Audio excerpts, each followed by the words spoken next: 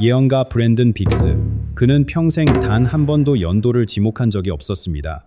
1999년 대만 대지진, 2020년 팬데믹 모두 맞췄지만 그는 항상 곧 머지않아 라고만 했습니다. 그런 그가 처음으로 숫자를 말했습니다. 2026, 지금 이 순간입니다. 그가 본 것은 단순한 위기가 아닙니다. 대만 해협의 봉쇄, 일본 80년 평화주의의 종말, 그리고 대한민국이 아시아의 중심축이 되는 여정. 왜 하필 지금일까요? 왜 하필 한국일까요? 오늘 그가 본 모든 것을 말씀드리겠습니다. 지금 이 순간 세계는 조용히 흔들리고 있습니다. 브랜든 빅스라는 이름을 기억하십시오. 그의 가문에는 특별한 무언가가 흐릅니다. 1938년 그의 할아버지는 대만의 작은 마을에서 선교사로 일하고 있었습니다. 6개월간 비 한 방울 내리지 않던 그 땅에서 그는 무릎을 꿇고 선언했습니다. 사흘 안에 비가 올 것이라고. 마을 사람들은 웃었습니다. 그러나 72시간 후 하늘이 열렸습니다. 마른 땅을 적시는 빗줄기와 함께 한 가문의 영적 유산이 시작되었습니다. 그 손자 브랜든 빅스는 할아버지의 은사를 물려받았습니다. 1999년 그는 대만에 큰 재앙이 임박했음을 경고했습니다. 그해 9월 규모 7.6의 지진이 섬을 뒤흔들었고 2,000명이 넘는 생명이 사라졌습니다. 2019년 말 그는 또다시 입을 열었습니다. 보이지 않는 적이 전 세계를 멈추게 할 것이라고. 몇 달 후 우리 모두는 그 예언의 무게를 온몸으로 느꼈습니다. 그러나 빅스에게는 한 가지 원칙이 있었습니다. 그는 결코 구체적인 시점을 말하지 않았습니다. 언제나 곧 머지않아라는 표현만 사용했습니다. 예언자로서의 겸손이었을 수도 있고 시간의 불확실성에 대한 존중이었을 수도 있습니다. 그런데 이번에는 달랐습니다. 그는 처음으로 연도를 지목했습니다. 망설임 없이 단호하게 그 숫자가 바로 지금 우리가 살고 있는 이 해입니다. 무엇이 그를 이토록 확신하게 만들었을까요? 그는 말했습니다. 이번 비전은 너무나 선명했다고. 시간의 표지판들이 하나씩 정확히 맞아떨어지고 있다고. 빅스가 본 것은 단순한 사건이 아닙니다. 서로 충돌하는 거대한 힘들이 한 점에서 만나는 순간입니다. 동양에서는 이것을 음과 양의 극점이라 부릅니다. 상반된 에너지가 최고조에 달할 때 역사는 완전히 새로운 방향으로 꺾입니다. 점진적 변화가 아닌 급격한 단절입니다. 그 진앙지는 어디일까요? 중국과 대만 사이 폭 130km의 좁은 바다입니다. 대만 해협, 빅스의 비전 속에서 이 바다 위로 거대한 그림자가 드리워지고 있었습니다. 총성도 폭발음도 없이 조용히 섬을 조여오는 무언가. 중국은 공격하지 않습니다. 대신 기다립니다. 먹잇감이 스스로 쓰러질 때까지. 빅스가 본 장면은 전쟁 영화와 달랐습니다. 폭발도 없었습니다. 미사일이 하늘을 가르지도 않았습니다. 대신 수백 척의 함선이 대만을 천천히 에워싸고 있었습니다. 마치 거대한 뱀이 먹잇감을 휘감듯 조용하고 느리게. 그러나 그 고요함 속에 담긴 의도는 잔인했습니다. 중국은 호랑이입니다. 그러나 서양이 상상하는 것처럼 포효하며 달려드는 존재가 아닙니다. 숲속의 호랑이는 기다릴 줄 압니다. 풀숲에 몸을 낮추고 먹잇감의 모든 움직임을 살핍니다. 가장 지친 순간, 가장 방심한 틈을 노립니다. 단 한 번의 도약으로 끝을 냅니다. 빅스가 본 중국의 전략이 바로 이것입니다. 직접 침공은 없습니다. 대신 해상 봉쇄가 시작됩니다. 대만으로 향하는 모든 배가 돌려보내집니다. 하늘길도 막힙니다. 항구는 텅 비고 공항은 침묵합니다. 겉보기에는 평화로워 보입니다. 총성이 없으니까요. 그러나 섬 안에서는 서서히 산소가 줄어들고 있습니다. 식량 수입이 끊깁니다.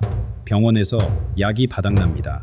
발전소의 연료가 떨어지고 도시의 불빛이 하나씩 꺼져갑니다. 빅스는 이것을 야외 감옥이라 불렀습니다. 문이 없는 감옥, 그러나 아무도 나갈 수 없는 곳. 이 전략의 교활함은 법적 회색지대에 있습니다. 중국은 이것을 침략이라 부르지 않을 것입니다. 자국 영토에 대한 정당한 통제라고 주장할 것입니다. 대만을 독립국가로 인정하지 않는 중국의 입장에서 이것은 내부 문제일 뿐입니다. 반란 지역을 평정하는 행위라고 선언할 것입니다. 국제사회는 혼란에 빠집니다. 전쟁인가? 아닌가? 침략인가? 내정인가? 이 모호함 속에서 시간은 흐르고 대만의 숨통은 조여옵니다. 서방 국가들은 망설입니다. 군사 개입의 명분을 찾기 어렵습니다. 함부로 움직였다가는 세계대전의 불씨를 당기는 꼴이 됩니다. 그 사이 대만 내부에서는 절망이 퍼집니다. 슈퍼마켓 선반이 비고 약국 앞에 긴 줄이 늘어섭니다. 사람들은 묻기 시작합니다. 도대체 누가 우리를 구하러 오는가? 그때 바다 건너에서 거대한 그림자가 움직입니다. 미국입니다. 항공모함 전단이 서태평양을 가로질러 이동합니다. 핵잠수함들이 해저에서 위치를 잡습니다. 세계 최강의 두 군사력이 좁은 해협을 사이에 두고 마주합니다. 빅스는 이 긴장의 수위가 1962년 쿠바 미사일 위기를 넘어설 것이라고 경고했습니다. 그때는 13일간의 대치였습니다. 이번에는 얼마나 길어질지 아무도 모릅니다. 전 세계가 숨을 죽입니다. 텔레비전마다 같은 화면이 흘러나옵니다. 드론 영상 속 함선들, 전문가들의 긴박한 해설, 지도 위에 그려지는 붉은 선들. 사람들은 불안한 눈으로 화면을 바라봅니다. 역사가 어디로 흘러갈지 누구도 예측하지 못합니다. 그런데 빅스의 시선은 다른 곳을 향하고 있었습니다. 모두가 대만 해협에 집중하는 동안 그는 조용히 옆을 바라보았습니다. 동쪽에 오랫동안 침묵을 지켜온 나라가 있었습니다. 80년간 단단한 껍질 속에 숨어 평화만을 말해온 나라. 그 나라가 마침내 고개를 들고 있었습니다. 껍질을 벗어던질 시간이 다가오고 있었습니다. 일본은 오랫동안 거북이와 같았습니다. 단단한 껍질 안에서 세상의 풍파를 피해왔습니다. 그 껍질의 이름은 평화헌법이었습니다. 1945년 패전 이후 일본은 다시는 전쟁을 하지 않겠다고 선언했습니다. 군대 대신 자위대를, 공격 대신 방어만을 말해왔습니다. 80년간 그 약속을 지켰습니다. 경제 성장에 집중하며 조용히 번영을 누렸습니다. 그러나 빅스가 본 비전 속에서 거북이가 움직이기 시작했습니다. 대만 해협의 봉쇄는 일본에게 남의 일이 아닙니다. 일본이 수입하는 원유의 상당 부분이 이 바다를 통과합니다. 반도체, 식량, 에너지, 생존에 필요한 모든 것이 이 좁은 물길에 달려 있습니다. 대만이 무너지면 다음 차례는 자신들이라는 공포가 열도 전체를 뒤흔듭니다. 껍질 안에 숨어 있을 수만은 없습니다. 밖에서 불길이 번지고 있으니까요. 빅스는 놀라운 장면을 목격했습니다. 평화롭던 전자제품 공장들이 밤새 탈바꿈합니다. 어제까지 텔레비전을 만들던 생산 라인에서 오늘은 미사일 부품이 쏟아집니다. 민간 조선소의 선박 설계도가 바뀝니다. 화물선 대신 구축함의 골격이 세워집니다. 24시간 3교대 근무가 시작됩니다. 공장의 불빛은 꺼지지 않습니다. 쉬지 않고 돌아가는 기계 소리가 밤하늘을 채웁니다. 일본의 기술력은 세계적입니다. 정밀 가공, 로봇 공학, 소재 과학, 이 모든 역량이 군사력으로 전환되기 시작합니다. 민간 기술의 축적이 얼마나 빠르게 무기가 될 수 있는지 세계는 곧 목격하게 됩니다. 조용히 쌓아온 70년의 기술이 단 몇 년 만에 군사 강국의 기반으로 바뀝니다. 숫자로 보면 그 변화는 더욱 놀랍습니다. 빅스가 본 미래에서 일본의 군사 예산은 500% 증가합니다. 5배입니다. 현재 수준의 5배에 달하는 돈이 국방에 쏟아집니다. 2030년이 되면 일본은 태평양에서 두 번째로 강력한 해군력을 보유하게 됩니다. 미국 다음입니다. 아시아의 바다를 지배할 수 있는 힘을 갖추게 됩니다. 이것은 단순한 방어력 강화가 아닙니다. 아시아 전체의 힘의 균형이 근본부터 흔들리는 것입니다. 80년간 잠들어 있던 거인이 깨어납니다. 그 거인의 손에는 다시 칼이 들려 있습니다. 중국은 이 변화를 예상하지 못했을까요? 물론 예상했습니다. 그러나 속도가 문제입니다. 일본의 전환이 너무 빠릅니다. 대만만 상대하면 되었던 계산이 복잡해집니다. 동쪽에서 또 다른 강적이 등장합니다. 전쟁의 방정식이 완전히 달라집니다. 중국 지도부의 책상 위에 새로운 지도가 펼쳐집니다. 그 지도에는 붉은 선이 한 가닥 더 그어져 있습니다. 그런데 이 거대한 변화의 한가운데 가장 큰 압박을 받는 곳이 있습니다. 일본의 재무장은 중국을 긴장시킵니다. 미국은 환영하면서도 경계합니다. 대만은 한숨을 돌립니다. 그러나 이 모든 힘의 재편이 가장 직접적으로 영향을 미치는 곳은 따로 있습니다. 네 개의 거대한 힘, 미국과 중국, 일본과 북한 사이에 끼인 땅, 바로 한반도입니다. 옛말에 이런 말이 있습니다. 고래 싸움에 새우등 터진다고. 그러나 빅스가 본 것은 달랐습니다. 새우가 아니었습니다. 이 폭풍의 한가운데서 전혀 다른 무언가가 태어나고 있었습니다. 한의학에서는 경혈을 말합니다. 몸 전체의 기운이 모이는 지점입니다.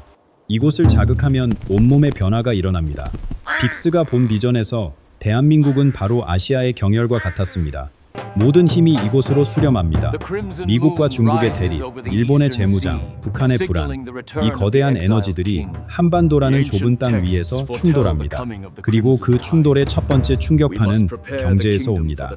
중국의 보복이 시작됩니다. 한국산 제품에 대한 수입 금지령이 내려집니다. 중국 내 한국 공장들이 하나둘 문을 닫습니다. 관광객은 끊기고 한류 콘텐츠는 차단됩니다. 2017년 사드 사태를 기억하십니까? 그때의 몇 배에 달하는 압박이 밀려옵니다. 거대한 시장이 하룻밤 사이에 사라집니다. 원화 가치가 급락합니다. 환율이 치솟고 수입 물가가 뛰어오릅니다. 기업들은 비명을 지릅니다. 공장 가동률이 떨어지고 구조조정 소식이 뉴스를 채웁니다. 거리에는 일자리를 잃은 사람들이 늘어납니다. 물가는 하늘 높은 줄 모르고 오릅니다. 장바구니가 무거워지고 지갑은 가벼워집니다. 절망의 그림자가 온 나라를 뒤덮는 듯합니다. 그러나 빅스는 이것을 쓴 약이라 불렀습니다. 한국 경제는 오랫동안 중국에 기대어 왔습니다. 수출의 상당 부분이 그 시장을 향했습니다. 달콤한 관계였습니다. 돈이 되었으니까요. 그러나 그 달콤함 뒤에는 독이 있었습니다. 한쪽에 너무 의존하면 그쪽이 흔들릴 때 함께 쓰러집니다. 위기가 터졌을 때 비로소 그 사실이 드러납니다. 지금 벌어지는 일은 잔인한 치료 과정입니다. 암을 치료하는 화학요법과 같습니다. 약이 몸 전체를 공격합니다. 머리카락이 빠지고 온몸이 쇠약해집니다. 고통스럽고 두렵습니다. 그러나 그 과정을 통해 몸속의 독소가 제거됩니다. 살아남은 세포들은 더 강해집니다. 빅스가 본 한국의 경제 위기도 마찬가지입니다. 무너지는 것처럼 보이지만 실은 정화되고 있는 것입니다. 위기 속에서 한국 기업들은 빠르게 움직이기 시작합니다. 중국 시장이 막히자 새로운 길을 찾아 나섭니다. 동남아시아로 눈을 돌립니다. 베트남, 인도네시아, 태국, 성장하는 시장들이 손짓합니다. 중동의 오일머니가 있는 곳으로도 발을 뻗습니다. 라틴 아메리카의 가능성도 탐색합니다. 한 곳에 몰렸던 알을 여러 바구니에 나눠 담기 시작합니다. 더 놀라운 변화는 기술에서 일어납니다. 원래 2030년에나 가능할 것이라 여겨졌던 혁신들이 앞당겨집니다. 살아남아야 한다는 절박함이 불가능을 가능으로 바꿉니다. 2027년 한국 기업들은 경쟁자들이 예상하지 못한 속도로 도약합니다. 위기가 도리어 촉매가 됩니다. 편안함 속에서는 나오지 않았을 창의성이 절벽 앞에서 폭발합니다. 한국인의 저력은 위기에서 빛납니다. 1997년을 기억하십시오. 나라가 부도 위기에 몰렸을 때 국민들은 금부치를 들고 거리로 나왔습니다. 몇 년 만에 빚을 갚고 일어섰습니다. 세계가 놀랐습니다. 그 피가 여전히 흐르고 있습니다. 빅스는 이번에도 같은 일이 일어날 것이라 말했습니다. 아니, 더 위대한 부흥이 온다고. 그런데 이 소용돌이 속에서 예상치 못한 곳에서 변화의 기운이 감지됩니다.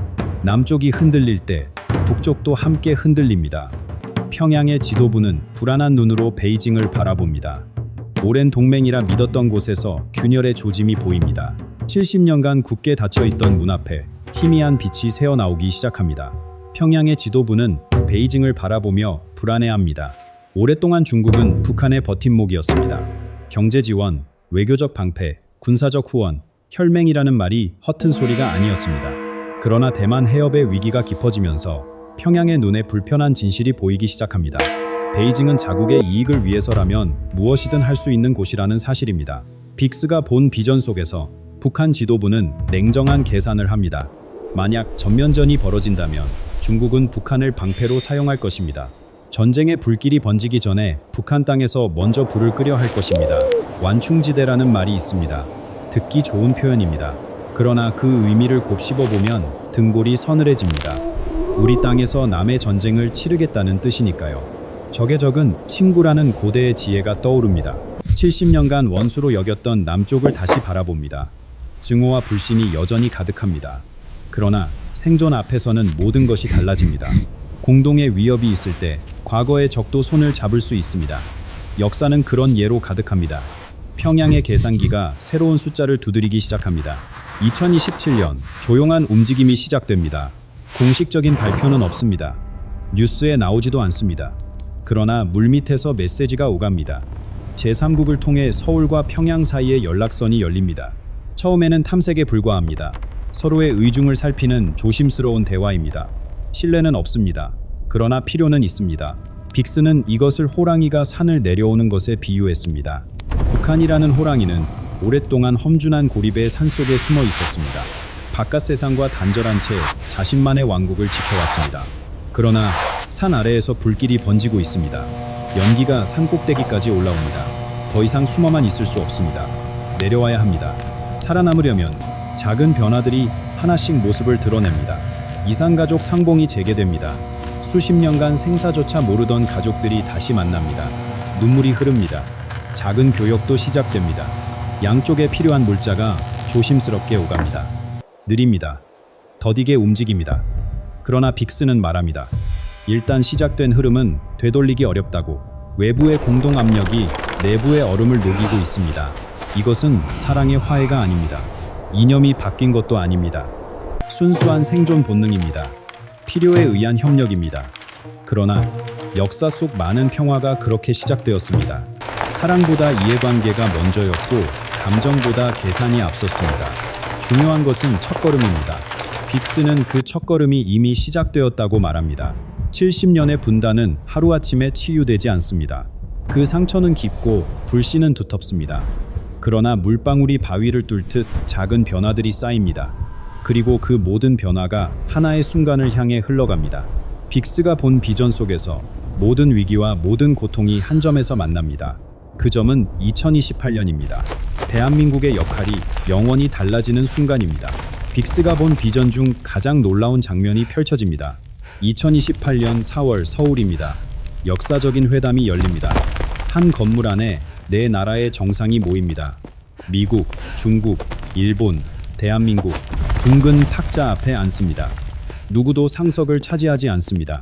모두가 동등한 위치에서 마주합니다. 그 탁자 위에 아시아의 미래가 놓여 있습니다. 왜 서울일까요? 빅스는 이유를 설명합니다. 미국에서 열면 중국이 불편합니다. 중국에서 열면 미국이 경계합니다. 일본은 역사의 짐 때문에 중재자가 될 수 없습니다. 어느 한쪽으로도 기울지 않으면서 모든 당사자와 대화할 수 있는 곳, 오직 한국뿐입니다.